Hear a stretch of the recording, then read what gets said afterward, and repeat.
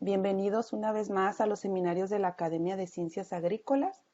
El día de hoy tenemos como ponente a la doctora María Goretti Camal-Chan. Ella es investigadora cátedra CONACYT, adscrita al programa de agricultura en zonas áridas. El día de hoy nos va a presentar la ponencia denominada Interacción hospedero y sus microorganismos en el área agrícola. Sin más, le doy la palabra a la doctora Goretti para que inicie con su presentación. Adelante, doctora. Buenos días. Buenos días, muchas gracias por la presentación de la doctora Elizabeth.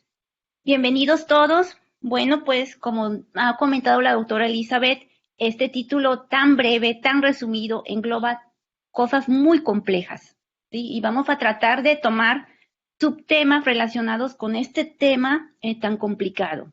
Espero que la ponencia sea de su agrado. Bueno, pues nosotros nos interesa como hospedero en el campo, pues el hospedero vegetal, que es el cultivo. Nos interesa la seguridad alimentaria, el proveer alimentos y que esto se haga de la mejor manera posible. Sin embargo, en el campo hay una serie de interacciones que puede estar sufriendo el hospedero vegetal y otras situaciones que están conviviendo con él. En el entorno, el hospedero vegetal o el cultivo tiene interacciones tanto en la parte de la rizósfera como en la parte aérea. ¿Por qué?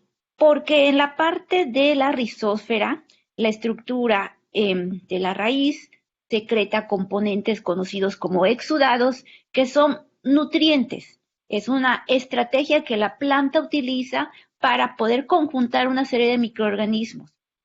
Entonces, estos nutrientes pues, le puede servir a una gran cantidad de organismos que se sienten atraídos por él y conforman una microbiota.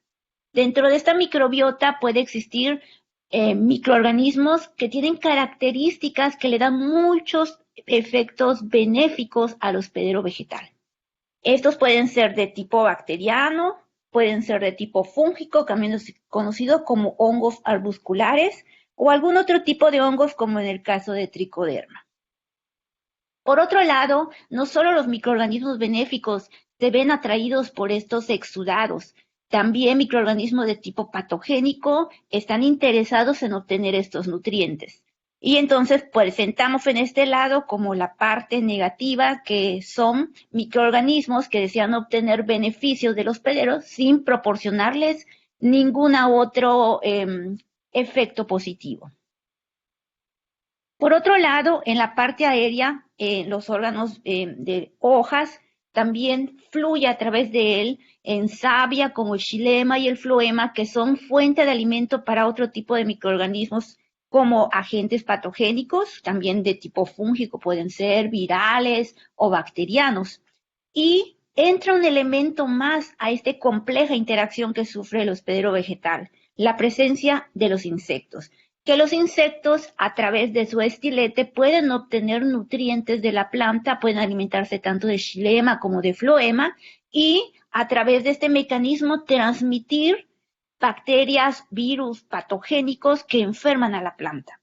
Entonces, como elemento en sí simple, el insecto también puede ser hospedero de muchos otros tipos de microorganismos y entre estos microorganismos que pueden afectar el estilo saludable de una planta.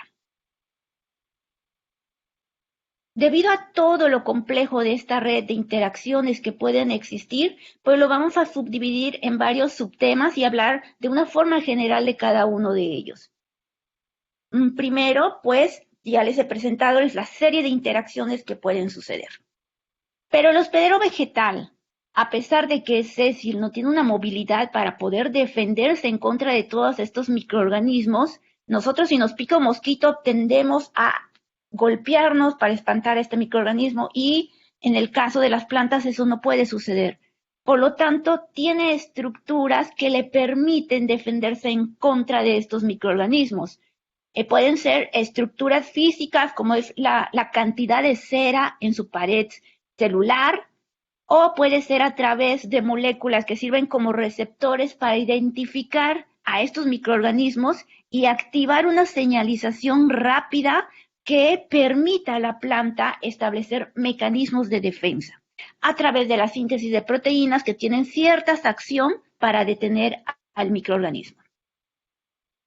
Bueno, ¿esto cómo lo representamos? Este es un esquema sencillo de lo que sucede al momento de que la planta percibe esta primera identificación del agente patógeno, un herbívoro o un microorganismo benéfico.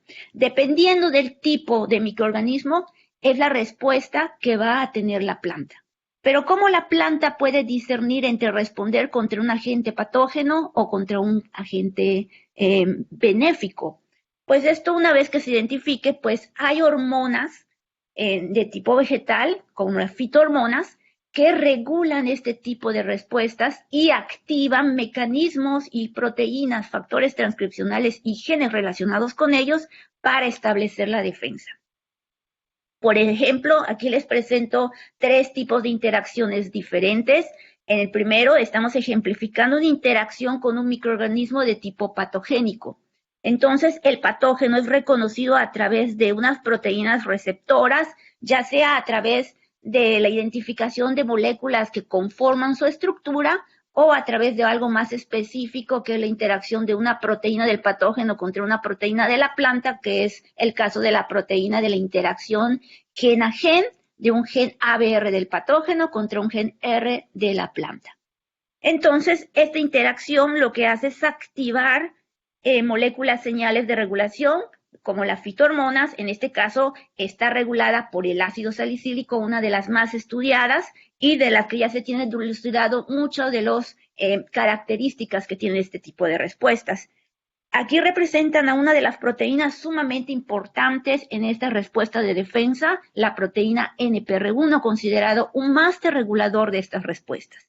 Entonces, al momento de interaccionar el microorganismo patógeno y ser identificado, una serie de cambios fisiológicos ocurren en la célula vegetal. Hay un cambio en el estado redox y esto lo que hace es que permite que NPR1 ya sea un monómero y pueda viajar hacia el núcleo, y en el núcleo está regulando factores transcripcionales indispensables para la transcripción de genes de respuesta.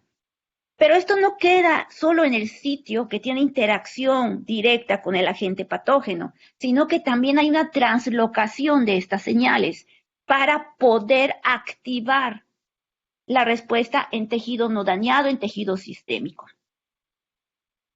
Entonces, a este tipo de respuestas en la literatura la pueden encontrar como la respuesta sistémica adquirida. Por otro lado, si el microorganismo es un herbívoro, un masticador, causa daño. Y al causar daño, también la planta sensa este estrés y reconoce este tipo de interacción y activa el mecanismo de defensa relacionado con este.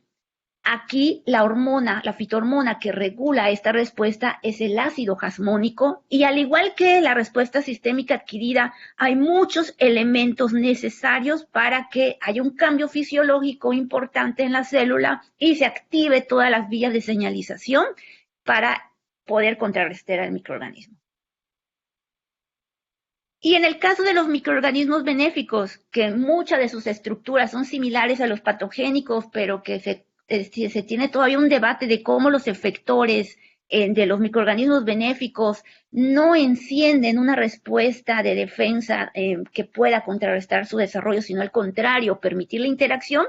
Pues ha sido muy reciente el estudio de este tipo de respuestas. Y entonces, esta respuesta se le conoce como la resistencia sistémica inducida, en donde el microorganismo benéfico es identificado por la planta y todo lo que tiene que ver en respuesta a patógenos se ve bloqueado, permitiendo la interacción positiva entre el hospedero vegetal y el microorganismo benéfico, activando una respuesta conocida como la resistencia sistémica inducida. ¿Y para qué sirve este tipo de respuesta? Esta respuesta lo que da como punto positivo al hospedero vegetal es que cuando venga el ataque de un microorganismo patogénico en el futuro, se puedan establecer mecanismos que le confieran una tolerancia a la planta y puedan en cierto grado contrarrestar a este patógeno. Entonces, Un título tan sencillo como interacción hospedero-vegetal y su microorganismo patógeno conlleva a todo esto tan complicado, igual para los insectos y como los microorganismos benéficos.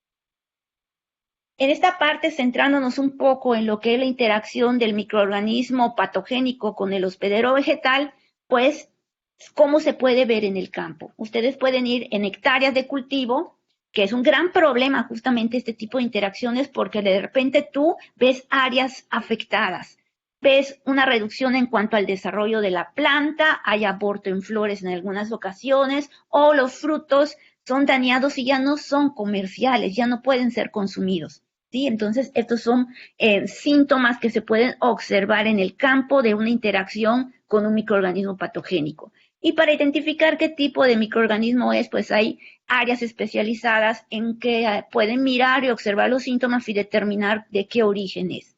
¿Por qué? Porque los microorganismos patogénicos, pues como ya les he mencionado, pueden ser de origen fúngico, bacteriano, o nemátodos, o incluso los virus. Y cada uno de estos tienen un mecanismo, una estrategia para favorecer su virulencia, para completar el ciclo infectivo y tomar los nutrientes del hospedero vegetal.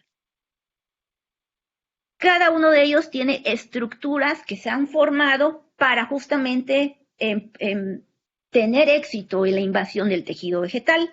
Por ejemplo, en el caso de los hongos, en la primera fase hay un periodo de adhesión a la célula vegetal, secreción de enzimas que rompen la pared celular, la formación de estructuras sumamente especializadas que por medio de una presión mecánica se hacen para entrar a la célula vegetal, la formación de estructuras que permiten la invasión interior de la célula vegetal y la entrega de proteínas que favorecen su virulencia.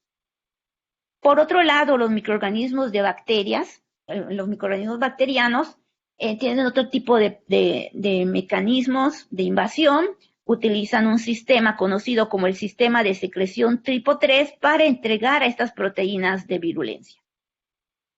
Mientras tanto, los insectos, al momento de alimentarse, utilizan el estilete y a través de este estilete pueden entregar bacterias o virus patógenos para el tejido vegetal, para la célula hospedera vegetal. No siendo el caso para ellos. Ellos que son portadores no pasa nada. Es como en el caso de los mosquitos con el dengue o con la chikungunya. A nosotros nos causan síntomas, pero ellos al parecer no. Tan importante es este tema que muchas revistas especializadas en el estudio de la interacción de este tipo de microorganismos han pedido a las asociaciones especializadas, cada uno en su tema, de dar el top 10 de los patógenos más importantes, más estudiados a lo largo de las décadas. Entonces, han entregado top 10 de patógenos bacterianos. El modelo de estudio en donde se han dilucidado muchos mecanismos muy importantes ha sido con Pseudomonas. Pseudomonas ha sido un modelo de estudio extraordinario para dilucidar la respuesta sistémica adquirida en Arabidopsis y entre otros. Por otro lado, otro de los top 10 son de hongos. Se ha visto, por ejemplo, este que tiene el número 1 que afecta gravemente a trigo y pues prácticamente la dieta de la mayoría incluye un PAM, entonces sí es bastante fuerte el impacto que tiene esto contra el cultivo, sobre todo en trigo. Y aquí pues puedo identificar alguno como Fusarium mesosporum, que es agente patógeno de Capsicum, que es el chile, muy importante para los mexicanos. Por otro lado, el top 10 en virus nos presenta esta tabla de los más estudiados. Este es un modelo de estudio muy importante y se ha visto que los mecanismos de defensa e interacción con el hospedero son completamente diferentes. Es otra historia también sumamente complicada en relación con, si lo comparamos con los mecanismos de acción contra bacterias o contra hongos.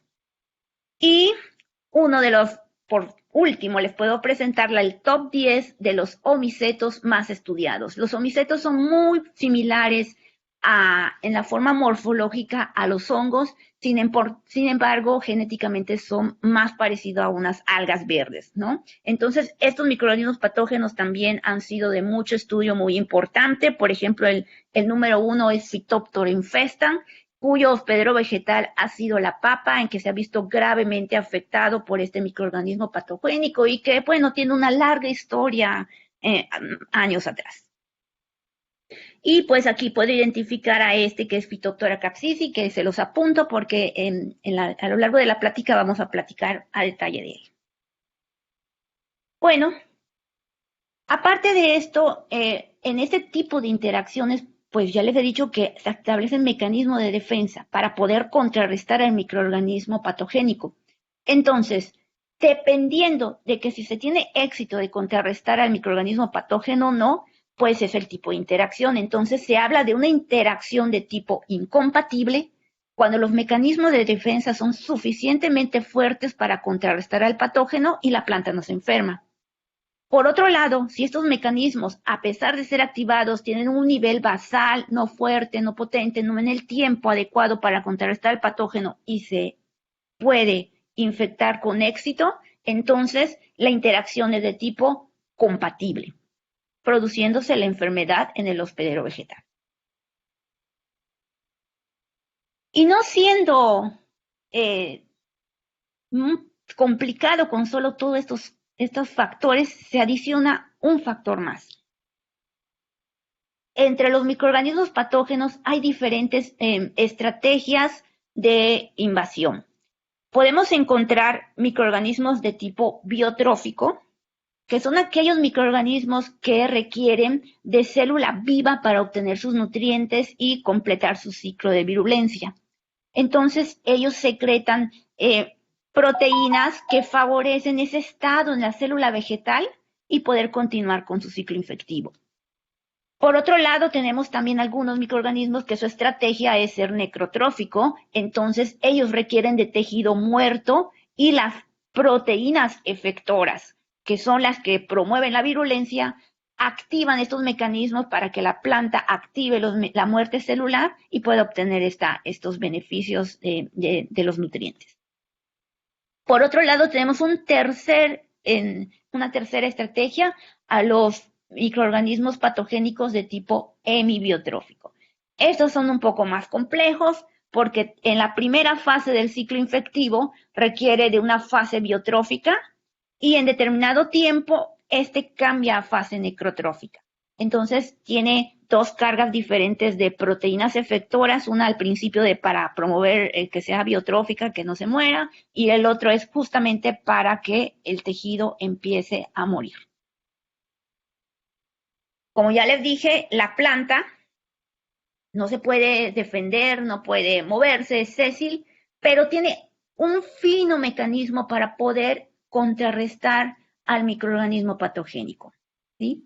Entonces, en la parte localizada donde está la interacción directa con el microorganismo, está la identificación, la activación de todas estas primeras respuestas en la parte localizada y unas moléculas sirven como señales para poder activar a nivel sistémico la defensa. ¿Sí? Y dependiendo del tipo de microorganismo, ya sea biotrófico o necrotrófico, se activan la señalización para contrarrestarlo. Para el caso de los microorganismos de tipo biotrófico, se ha observado que el que juega el papel más importante es el ácido salicílico y activa desde la parte de la síntesis de la fitohormona. Los niveles de la hormona son muy importantes en este proceso de respuesta, porque después viene la parte del estado redox de la célula localizada, la activación del regulador maestro NPR1, donde también regula a su vez factores transcripcionales muy importantes para la activación de la transcripción de genes relacionados con esta defensa. Por muchas décadas se ha mencionado que uno de los marcadores de este tipo de respuestas regulado por salicílico es el gen PR1, entre otros. Por otro lado, la respuesta para los microorganismos de tipo necrotrófico, la fitohormona ácido jasmónico juega un papel fundamental. También se ve a nivel de síntesis de la fitohormona, donde, por ejemplo, un marcador como LOX2 puede ser empleado para saber si se está sintetizando esta. También la presencia de la forma activa del ácido jasmónico, que regula toda esta cascada de señalización, un factor muy importante como el SMIC y pues genes que deben regulados, por eso son considerados marcadores como estos que se presentan aquí, y uno de más puede ser PDF1, otro de los genes importantes en la señalización de jasmonato. Etileno también contribuye a la interacción para contrarrestar a los patógenos de tipo necrotrófico. Y en el caso de los biotróficos se requiere en los primeros tiempos de la invasión la presencia de la regulación de genes a través de salicílico y en los periodos tardíos de etileno y jasmonato. Y bueno, ¿qué estamos haciendo en cuanto a este tema en el programa de agricultura de zonas áridas? Algunos de los trabajos que estamos empleando es con modelos de tipo hospedero vegetal. El caso es Capsicum, que es Chile. Y el patógeno que nos interesa analizar es un omiceto que tiene una fase de infección de tipo hemibiotrófico, conocido como Phytophthora capsicii. Es un dolor de cabeza este patógeno omiceto, primero pues porque es un tipo hemibiotrófico y se ha visto que está ampliando su ranga de hospederos vegetales. Eso le da una ventaja muy grande para permanecer en el campo. No es especialista en una interacción que solo pueda infectar, por ejemplo, chile o tomate, sino que se ha visto también que infecta perfectamente cucurbitáceas y ahora ya se está yendo hacia las plantaciones de chayote, impactando más. Y esto es debido a su grado evolutivo, que es que puede ampliar tan rápidamente el rango de hospederos. En un principio estamos trabajando con este proyecto que fue aprobado en Ciencia de Frontera 2019 y está en desarrollo. Los primeros que empezaron a ayudarnos a estandarizar la obtención del material vegetal y a empezar a detectar las fases del microorganismo fueron dos estudiantes de residencia, Julián e Isaac, que actualmente están en la maestría. Actualmente el que está realizando la afinación de estos protocolos experimentales es Antonio, es un estudiante de maestría y ahí estamos batallando a pesar de la pandemia. ¿Qué nos interesa en este proyecto? En este proyecto tenemos la hipótesis de que si activamos previamente los mecanismos de defensa regulados por salicílico, jasmonato, etileno, vamos a tener un grado de tolerancia diferencial cuando nosotros coloquemos la interacción con el microorganismo patogénico. Nosotros pensamos que al inducir previamente estas respuestas, el grado de tolerancia va a ser afectado. No podemos determinar o especular muy seguramente cuál va a ser debido al tipo hemibiotrófico que tiene. Por otro lado, nosotros también estamos apostando que el activar previamente estos mecanismos podrían estar retardando la presencia de la fase biotrófica o necrotrófica del agente patógeno. ¿Cómo hacemos ese análisis? Pues vamos a seguir por una cronología de tiempo marcadores de fase infectiva del patógeno y para saber si los mecanismos de defensa pueden conferir la tolerancia ante este patógeno, pues vamos a utilizar marcadores moleculares de respuesta de resistencia de la planta. Bueno, pues aquí está lo que nosotros estamos realizando en este tema en particular. Por otro lado, también en el programa de agricultura en zonas áridas estamos trabajando con comprender la interacción con microorganismos benéficos, ¿sí? Qué importante es que la producción se dé muy bien. Y para poder solventar la demanda alimentaria de una población que va creciendo, pues se ha habido forzado la agricultura a utilizar herramientas que nos permitan la producción segura de estos alimentos, empleando fertilizantes sintéticos o plaguicidas para que estos problemas naturales en el campo no impacten tanto. Pero ¿qué se ha visto en últimos estudios? Se ha visto que el uso de estos agroquímicos tienen un efecto en el ser humano, ¿sí?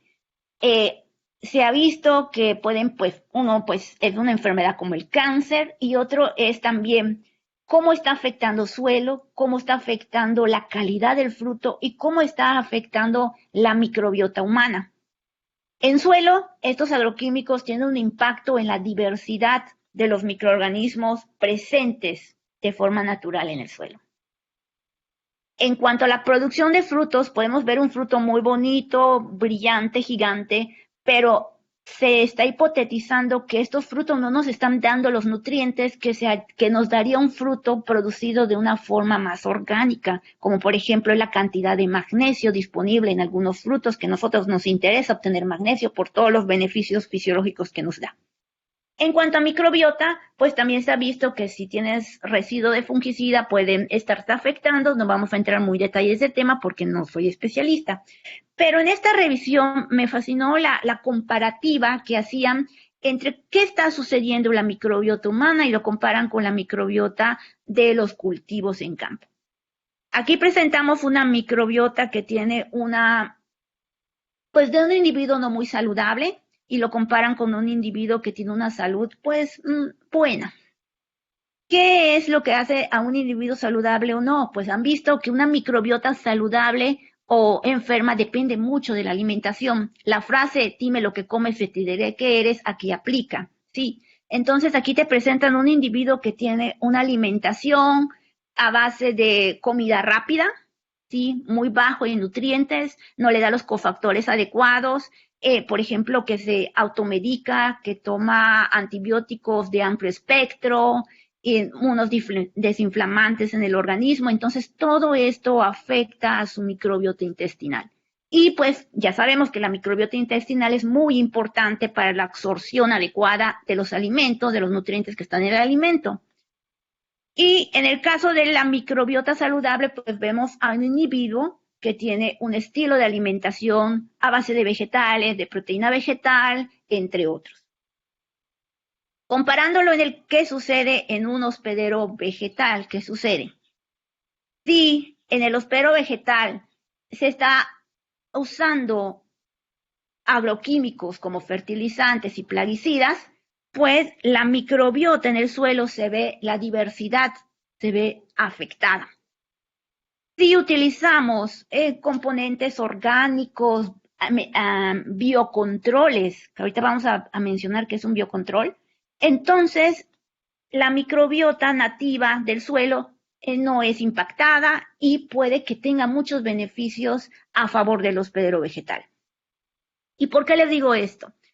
Porque entre toda esta gran diversidad favorable en el suelo, pueden existir los microorganismos que den respuestas positivas, y en lugar de usar tanto plaguicida o fertilizante sintético, podríamos usar estos beneficios de la microbiota que tienen estas características. Entonces, se ha visto que varios de estos microorganismos que componen una microbiota natural pueden tener un efecto promotor de crecimiento, ¿sí? ¿Por qué son buenos? Porque pueden tener efectos tanto en forma directa como indirecta. En cuanto a la forma directa, les voy a comentar que nos permite obtener los nutrientes del suelo de una forma muy favorable. Si no hubiera microorganismos que permitieran esto, pues le tomaría un poco más de trabajo tomarlo a la raíz. Pero en presencia de estos microorganismos, pues favorece la absorción de estos nutrientes. Por otro lado, la presencia de estos microorganismos induce a la producción de fitohormonas en la raíz, que cambian la estructura de esta raíz, y al cambiar esta estructura le permite tener un mejor acceso a los nutrientes de la tierra. Entre los mecanismos indirectos, pues es que puede conferirle una respuesta en contra de agentes patógenos, esta que hablábamos de la respuesta sistémica inducida, ¿sí? Este es el tipo de mecanismos que también nos interesa, porque estos microorganismos pueden servir como biocontroles.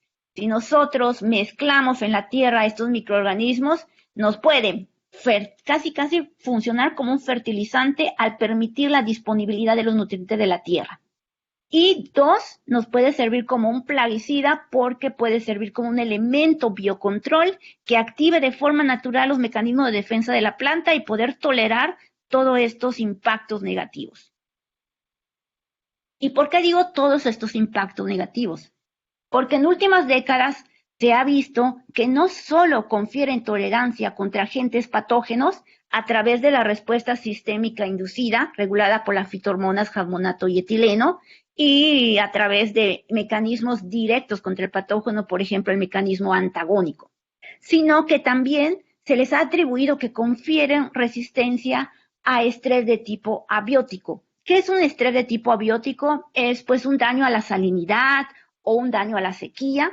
Entonces, estos son los múltiples beneficios que nosotros estamos perdiendo al estar usando tanto plaguicida y erosionando la diversidad de la microbiota natural del suelo.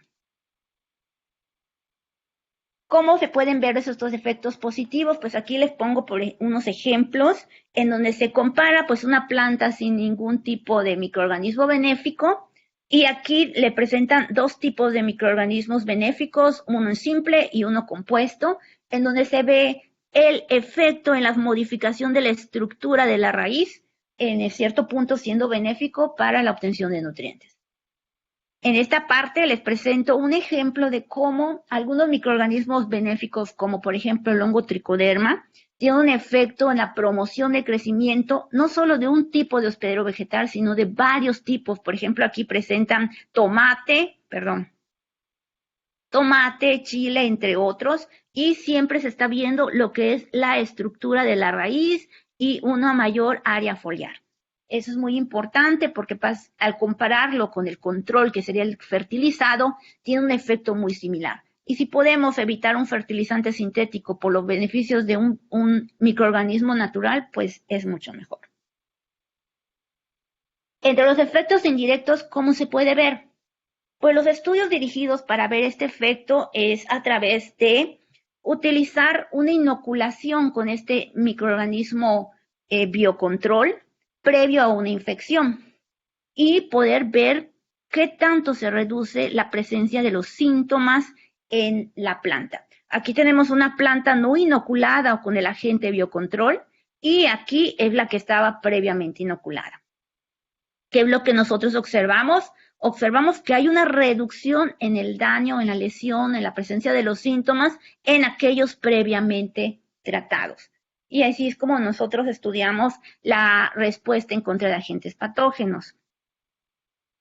Pero como ya les he mencionado, todo esto tiene que ver con niveles de señalización en contra de los patógenos. ¿Y cómo se estudian? Pues alguna de las estrategias es viendo la expresión diferencial de marcadores, de genes marcadores de la respuesta sistémica inducida, y ver cómo se comportan en una planta sin inoculación, en la planta inoculada y en la planta inoculada con el biocontrol. Es la forma en que generalmente se hacen esos estudios. ¿Qué estamos haciendo en el programa de agriculturas áridas, de zonas áridas, con respecto a este tema? Pues a nosotros nos interesa analizar el microorganismo tricoderma, que ha sido previamente reportado que tiene un efecto benéfico para hospederos vegetales de amplio rango. Sin embargo, todo esto es a veces en forma específica y siempre hay que caracterizar un microorganismo que es aislado de suelo. Nosotros lo podemos comprar de forma comercial, pero los aislados queremos saber qué tanto potencial tienen para ser empleados. Entonces, este es un aislado que fue hecho en cultivos de Chile. Vieron que tenían como que un mayor tolerancia al estrés por microorganismos y también un mejor desarrollo. Entonces realizaron un análisis y observaron la presencia de este microorganismo, lo aislaron, y ahora se está caracterizando todo lo que es el efecto positivo en diferentes variedades y si puede activar la respuesta sistémica inducida. Esto es en colaboración con el Instituto Tecnológico de Chiapas y se realizó a través de un estudiante de maestría que ahora ya está graduado y que pues estamos analizando qué tanto sacó el muchacho. Entonces nosotros utilizamos la estrategia para poder ver cuál era el efecto de esta cepa de tricoderma aislado de la península de Yucatán sobre los estados fisiológicos de la planta. Y si producía alguna mayor promoción de crecimiento en cuanto a nivel de tallo, área foliar o arquitectura de la raíz. También queríamos ver la presencia de la expresión diferencial de genes marcadores de la respuesta sistémica inducida, como por ejemplo MIP o algunos de los genes relacionados con la síntesis de ácido jasmónico y etileno. Y nuestra hipótesis era que los genes relacionados con defensa no se activaban y pues el muchacho obtuvo buenos resultados, que ya les platicaré con detalle a futuro si es posible. Esta última idea de ver cómo el microorganismo biocontrol podría estar afectando los perfiles taxonómicos bacterianos del suelo, pues surge a través de la colaboración de algunos de nuestros compañeros que ya les presentaré más adelante. Entonces también estamos trabajando sobre cómo puede impactar el agente biocontrol a la microbiota nativa. Bueno, para finalizar esta plática les quiero presentar el tema que les voy a tener un poquito más de detalle, que es la interacción del insecto con sus microorganismos asociados. ¿Por qué insecto? Esto surge a través de una invitación en colaboración y agradezco mucho esta invitación porque en ese entonces pues no tenía tanto conocimiento de cómo puede impactar a la agricultura los insectos vectores. Aquí les estoy ejemplificando un cílido que se está alimentando de un tejido vegetal. Este tiene doble efecto. Al momento de alimentarse de floema, que es alto en azúcares, y salpicar al sacar el estilete, pues tienen exposición todos estos nutrientes y pueden venir hongos en la hoja y afectar a la planta.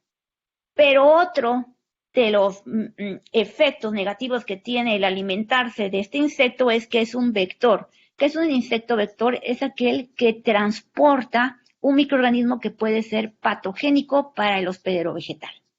Al momento de clavar su estilete y estarse alimentando, hay una transferencia del agente patógeno y nosotros, ¿cómo lo podemos observar? Pues hay presencia de síntomas en el tejido vegetal y, por ejemplo, en el caso del cílido que transmite una bacteria, afecta a los tubérculos de papa, que ese momento afectó mucho a la industria de las papas fritas. La calidad de la papa era terrible.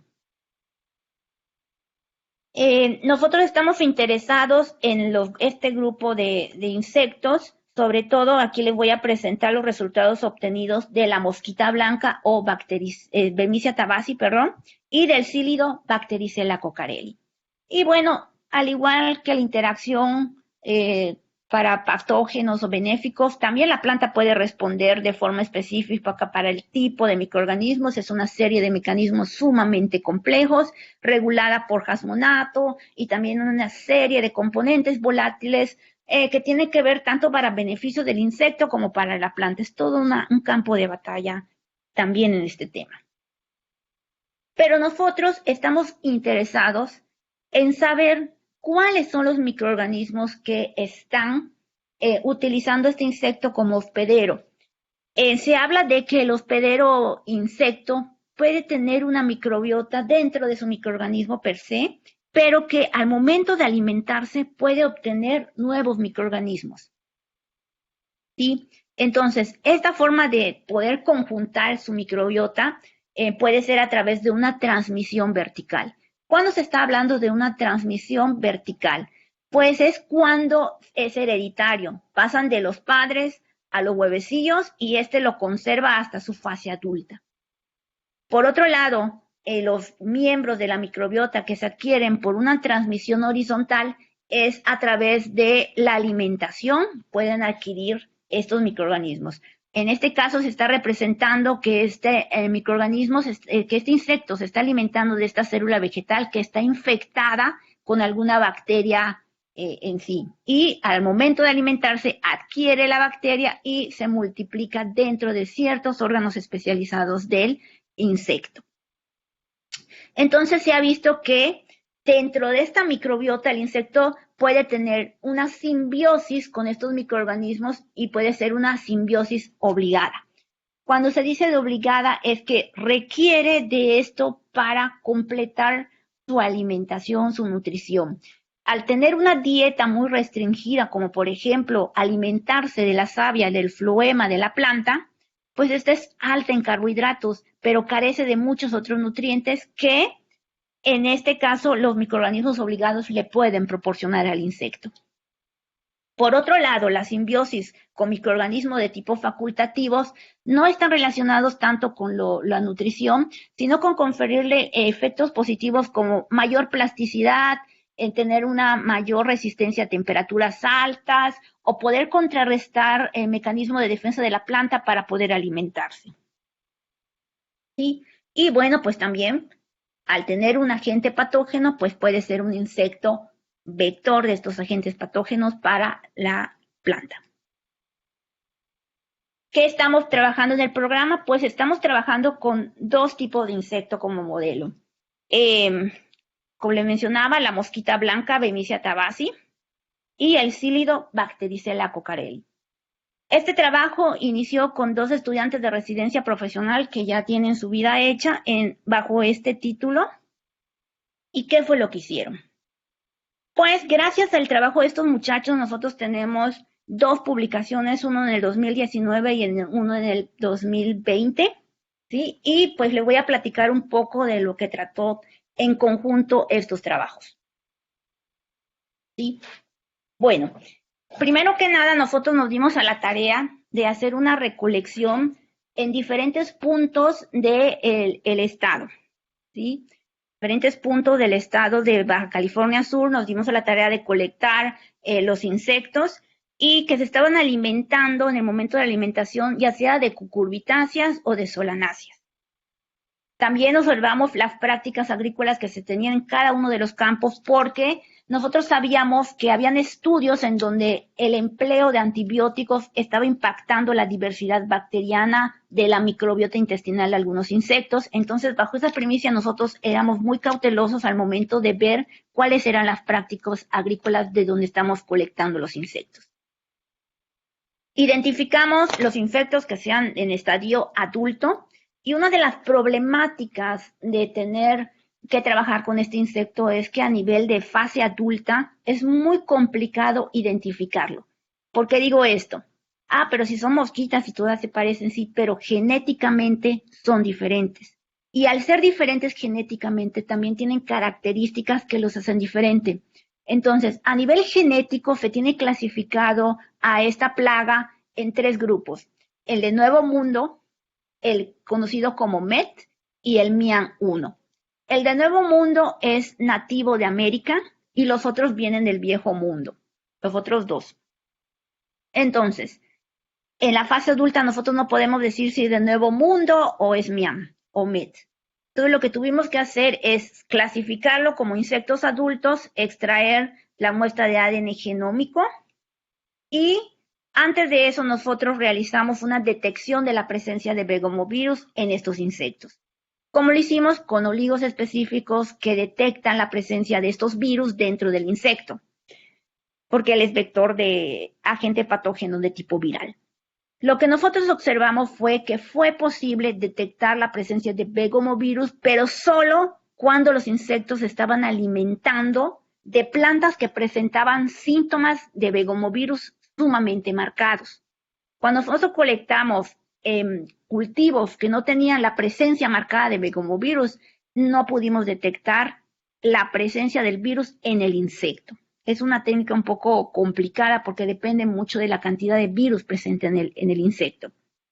Bueno, como parte de la colaboración hemos tenido esta publicación en donde estos colaboradores identificaron que el virus presente en este hospedero calabaza se trataba del Squash Leaf Curl Virus.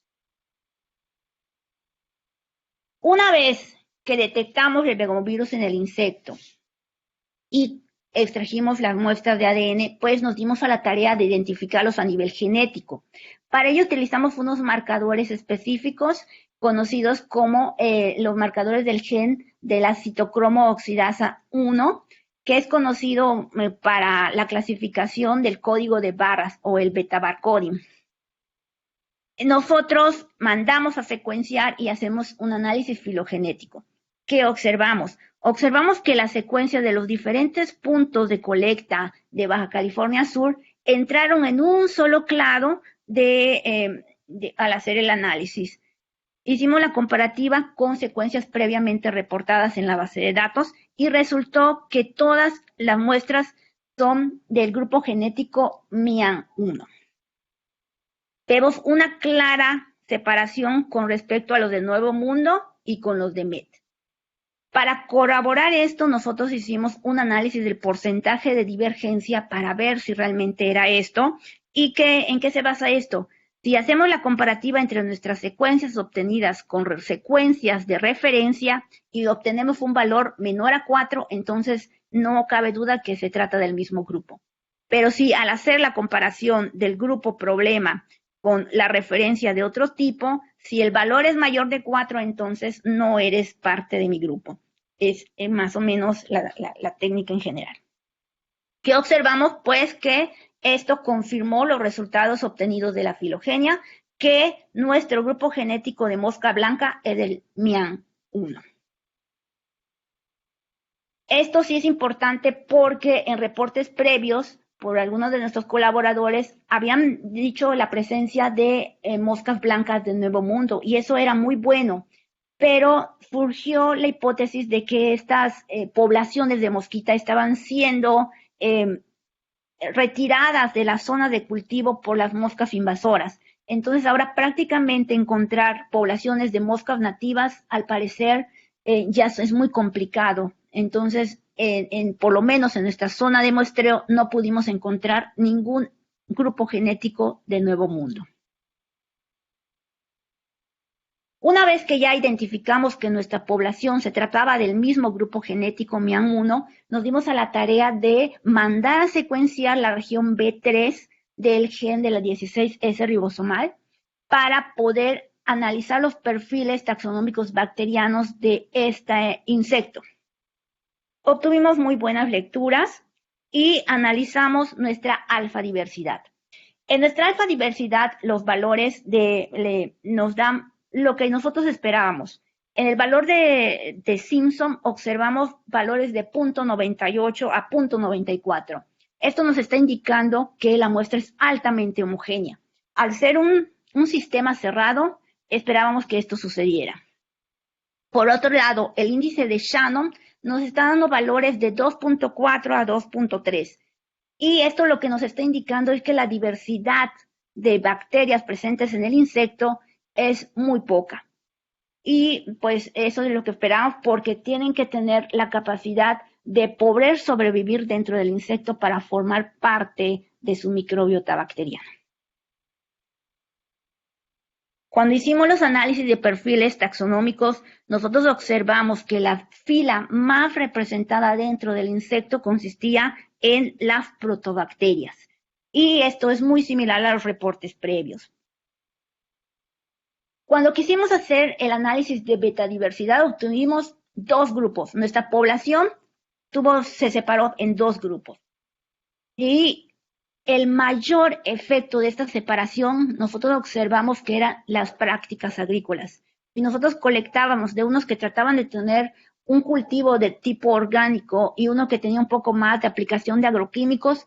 Esto sí estaba afectando a las comunidades microbianas del insecto. Entonces, esto está representado por la separación de estos dos grupos en nuestro análisis de betadiversidad.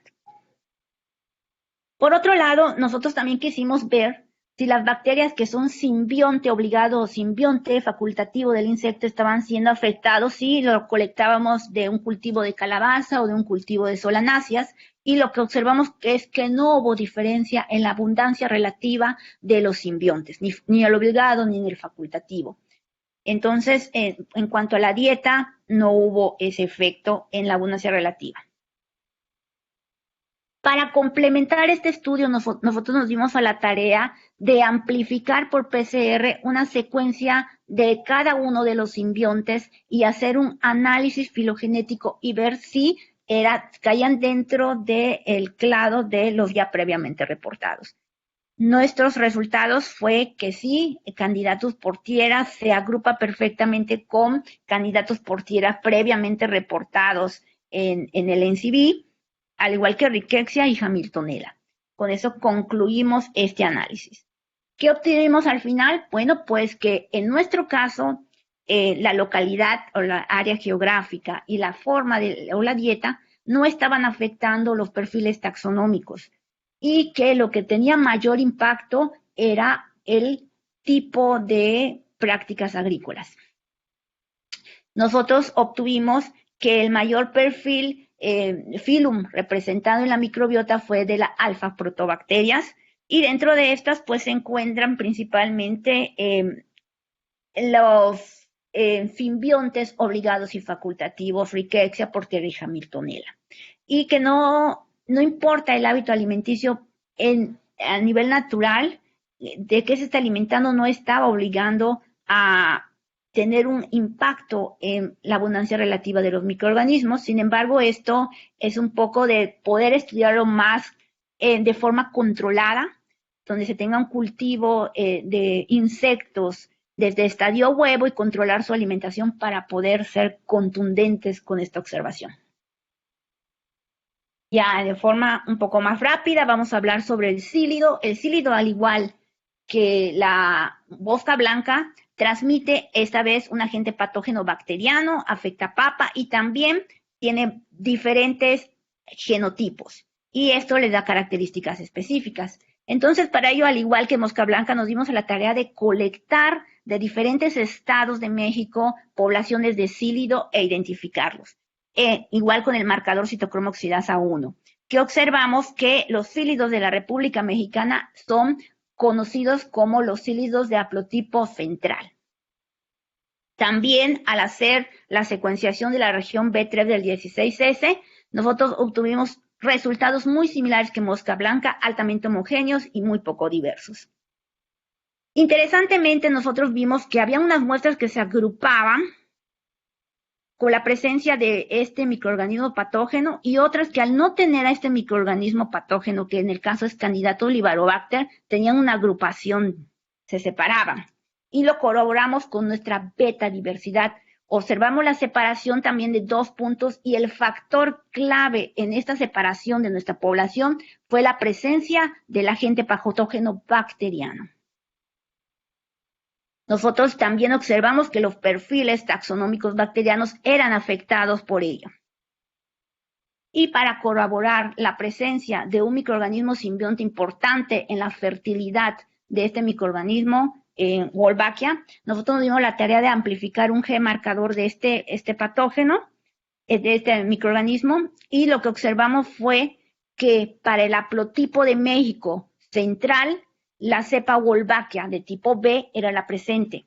Si lo hacemos en comparación con las otras cepas de tipo A, hay un clado perfectamente marcado para nuestras muestras que están dentro de las previamente reportadas como la cepa A. Y en conclusión, nosotros vimos los principales filus presentes en este patógeno. Principalmente también está compuesto de su simbionte obligado y facultativo, y que realmente la presencia del agente patógeno vegetal en el insecto está afectando la abundancia relativa de algunos microorganismos. Pues no me queda más que agradecer a mis colaboradores. Como se han dado cuenta, este tema es muy amplio, muy complejo y se requiere de muchas experiencias de diferentes tipos. Tenemos la experiencia de la ecología microbiana, la interacción bacteria-bacteria. Con esto de la secuenciación de nueva generación se requiere de un gran poder de cómputo y alguien que realice este tipo de análisis. Aquí pues mi colaboradora de Tuxtla Gutiérrez y la colaboración con otras personas, sobre todo que tienen conocimiento en la presencia de agentes patogénicos hospederos dentro de insectos vectores. Muchas gracias por su atención. Gracias, doctora Goretti. Vamos a pasar a la sección de preguntas por parte de los asistentes. Aquí en el chat ya tenemos una pregunta, varias preguntas. Primero la doctora Rosalía pregunta, ¿qué especie de mosquita blanca o biotipos son las referidas por el Nuevo Mundo? ¿Ya no existen los biotipos? ¿No consideraron en su análisis los mecanismos de resistencia involucrados en la microbiota? Buenos días, doctora Rosalía. Muy interesante su pregunta. Sí, hay mucha confusión, usted sabe, porque ha trabajado mucho lo que es con mosca blanca. para la clasificación de estas y ha habido mucha controversia para poder clasificarlos. Desde el punto morfológico hubo mucha problemática debido a que el estadio era un problema identificar una mosca adulta en qué grupo genético es. Y se manejaba mucho marcadores como microsatélites, pero había mucha confusión y actualmente se está aceptando la utilización de marcadores como este del citocromo oxidasa para clasificarlos y volver a ver si no se tuvo una clasificación errónea de estas mosquitas blancas. Entonces, esa parte es lo que se tomó como referencia para poder identificar el grupo genético de la mosca blanca. Los clasificados como Nuevo Mundo aún quedan en la literatura, pero casi no hay reportes muy recientes de ella debido a que esta población está desapareciendo. Ojalá podamos encontrar una población de Nuevo Mundo y preservarlo para futuros análisis y poder ver qué diferencia había entre uno y otro. Incluso hay un grupo en Estados Unidos que justamente ese es su trabajo, buscar moscas de Nuevo Mundo para hacer un cultivo de ellas y preservarlo y poder compararlo con todas estas que tienen una alta plasticidad, reproducibilidad, son más efectivas en cuanto a mayor rango de hospederos, entre otros.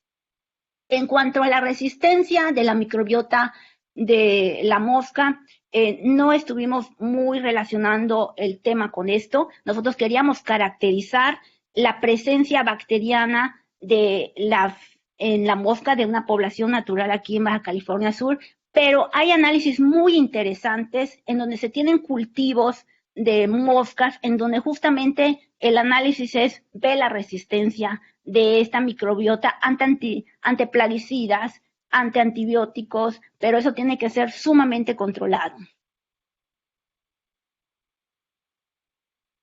De acuerdo. Hay otro comentario y pregunta de Francieli en el chat. Dice, muy interesante tema de investigación. Tengo una pregunta. ¿En algún momento han aplicado la bacteria Bacillus thuringiensis? También es muy conocida en la formulación de insecticidas biológicos para el control de insectos que afectan a la agricultura. La bacteria actúa a través de la ingestión de larvas de lepidópteros, coleópteros, etc. Produce toxinas que perforan el tracto digestivo. Es inocua para el humano debido a que se activa únicamente con el pH alcalino del estómago de los insectos. Yo en lo particular estuve trabajando con esa bacteria en mi tesis de la licenciatura, de lo cual recibí una propuesta de trabajo. Muy interesante tema. Felicidades. Muchas gracias por los elogios. Sí, es muy interesante, como mencioné, yo solo de todo este universo de interacciones, yo solo toqué pequeños puntos que actualmente se están trabajando. Yo toqué más los puntos donde tengo una mayor colaboración y actividad. Sin embargo, muchos de los colaboradores que aquí presento están trabajando con otro tipo de bacterias. Por ejemplo, el doctor Abraham les va a platicar un poco más del análisis que estamos haciendo con bacterias que han sido aislados de suelos salinos y que pueden ser un potencial como biocontrol para mitigar los efectos del estrés de tipo abiótico, ¿sí? Y también pues yo tengo interés en estas bacterias para ver los efectos positivos a nivel biótico. Entonces son otro tipo, ya es a nivel bacteriano. Ahorita solo presenté tricoderma, pero se tiene como perspectiva seguir analizando otro tipo de microorganismos. El microorganismo que tú mencionas sí es muy interesante, sobre todo esto de la parte de los cómo afectan el tracto intestinal de los insectos herbívoros. Es muy interesante, pero pues vamos a ver si a futuro se puede proyectar algún tipo de proyecto, pero pues ya veremos. Gracias. Ok, de acuerdo. Gracias. Yo tengo una pregunta, Goretti, acerca de tricoderma. Mencionaste que pues tiene muchísimas ventajas, Sí. pero también es interesante saber, ¿hay alguna desventaja de este microorganismo? Por ejemplo, no sé, que sea difícil crecerlo, o el costo de mantenimiento de la cepa, o que si se manipula fácilmente o no, no sé. Sí. Como siempre, el talón de Aquiles de los biocontroles es la capacitación para aquel que va a aplicarlo a nivel campo, ¿sí? Entonces, el problema que ahora tienes tricoderma a nivel de comercialización es el mantenimiento.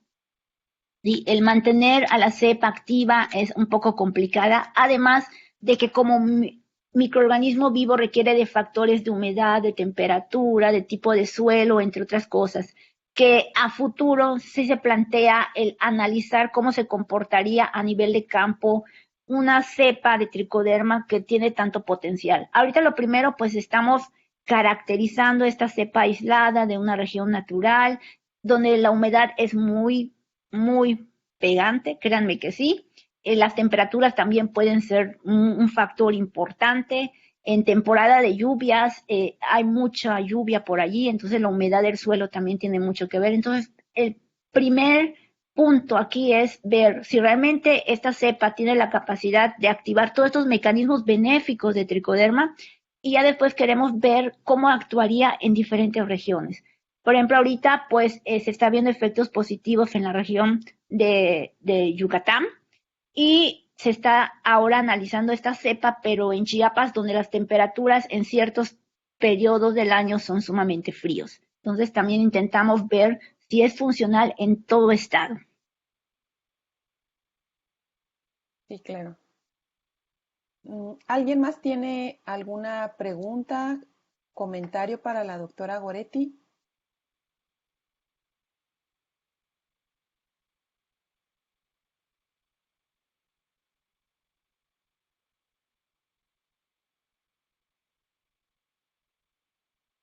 Bueno, creo que no hay más preguntas por parte de los asistentes, entonces pues nuevamente, bueno, aquí la doctora Arevic tiene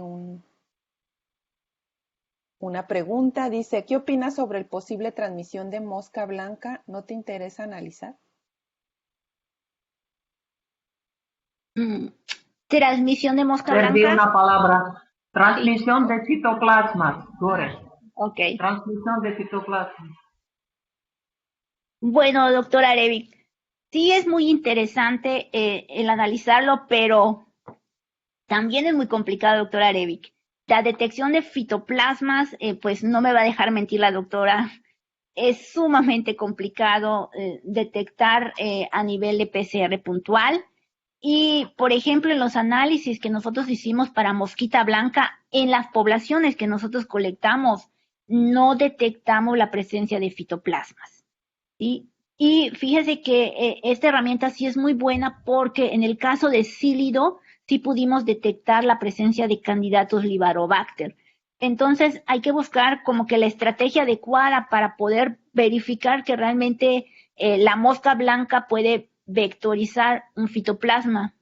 Sería interesante buscar en un área donde realmente haya un alto impacto de síntomas en el hospedero vegetal y de que las moscas estén alimentándose justamente de eso porque depende mucho de la cantidad del microorganismo patógeno para poder ser detectado.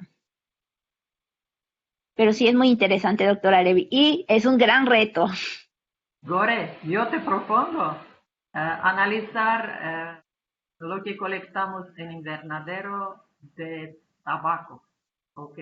Porque Sí, síntomas doctora. que tú has visto eran absolutamente típicos Sí. y no había en trampas amarillas otro insecto. Entonces, sí, podríamos contigo analizar eso también, posiblemente con microscopía electrónica sería algo novedoso porque hasta ahora no está reportado mosca blanca como vector de citoplasma. Aunque digo, sabemos que pudiera ser infección mixta y con regomovirus citoplasma en muchos casos. En este Sí, caso, si tú logras detectar virus, ¿por qué no podemos detectar citoplasma? sí, ¿Eh? doctora. Depende todo de tu interés. Si quieres, podemos hacer. Muchas Claro, gracias. gracias, doctora. Platicamos más a detalle. Ok, ok, Gore. Yo sé que tienes muchos intereses y además quisiera hacer no como comentario porque hoy tú presentaste temas muy complejos una vez y un poquito creo que para estudiantes no sería tan fácil aprender o consumir, digamos así. Yo te propongo hacer también otra presentación, pero parcial, por todos tus temas de interés, ¿ok? Sí, Sería súper doctora. interesante escuchar otra vez. Muchas gracias.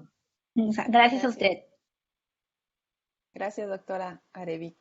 ¿Alguien más tiene algún comentario, pregunta para la doctora Goretti?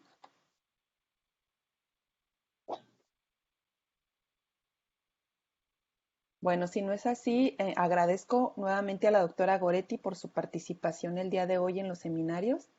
También agradecerles a todos su asistencia el día de hoy y pues nos vemos el próximo miércoles en otro seminario más de la academia. Gracias a todos por su asistencia. Muchas gracias por la oportunidad, Eli. Adiós. Gracias, Goretti. Bye.